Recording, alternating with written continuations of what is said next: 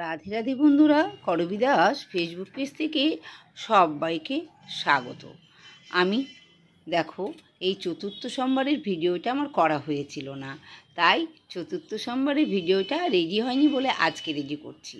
চন্দন নিয়েছি গুলে, এবার চন্দনটাকে সবাইকে শিব ঠাকুরের মাথায় তোমার এঁকে দাও শিম। এবার বেলপাতাতে সমস্ত একটু চন্দন মাখিয়ে বেলপাতাটাকে দিয়ে দাও শিবের মাথার উপরে।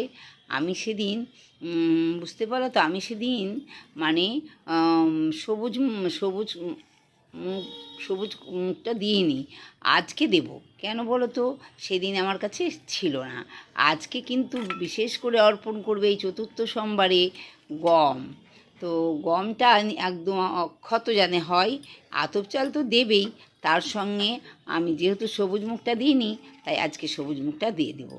এরপরেই শুরু হবে আমার দেখো ফল দেওয়া। একটা বেল, তারপরে একটা শসা, 3টে ফল দিতে হয়, তা আমি 3টেই দিলাম। এর আগেও দিয়েছি, তোমরা বেজোরটা দিতেই পারবে, তাই একটাও দিতে পারো, সেটা কোনো ব্যাপার না। এই দেখো একটা কলা দিলাম।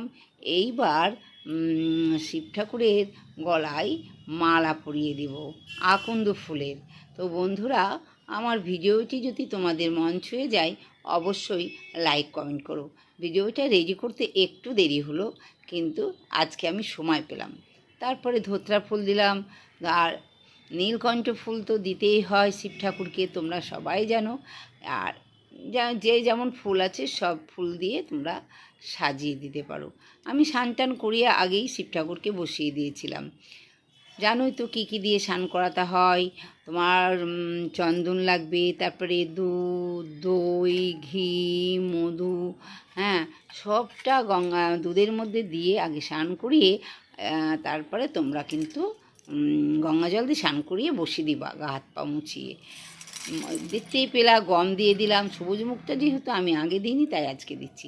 আর এই যে আতপ চাল কিন্তু দিতেই হবে, এইটা প্রতিনিয়তই আতপ চাল দিয়ে পুজো করলে খুব ভালো। তোমরা কে কেমনভাবে পুজো করো একটু জানিও। আমার পুজোটা ভালো লাগলে লাইক কমেন্ট করো। এবার ঘিয়ের প্রদীপ দেওয়া খুব ভালো। প্রতিদিন যদি সোমবার করে একটা ঘিয়ের প্রদীপ কিংবা একটা ফল শিব ঠাকুরকে দাও তাহলে খুবই ভালো। আমি যেটা জানি সেটুকুই বললাম তোমাদেরকে। এইবার দেখো শিব ঠাকুরকে তোমাদেরকে বলেইছিলাম আগে স্নান করিয়ে নিয়েছি। হ্যাঁ, এইবার একটু শঙ্খ বাজিয়ে আমি পূজাটা সম্পূর্ণ করব। রাধে রাধে বন্ধুরা, সবাই ভালো থেকো।